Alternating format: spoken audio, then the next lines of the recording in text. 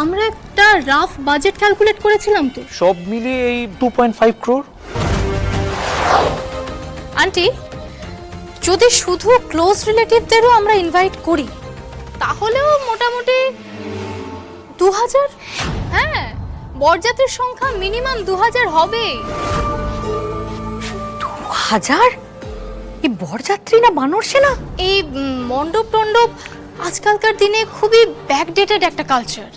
আমাদের রিলেটিভের প্রত্যেকেরই একটা স্ট্যান্ডার্ড আছে। আপনি যদি 5 স্টার হোটেলের ব্যাংকুয়েট হল বুক না করেন, টু বি অনেস্ট আমাদের তো নাক কাটা যায়।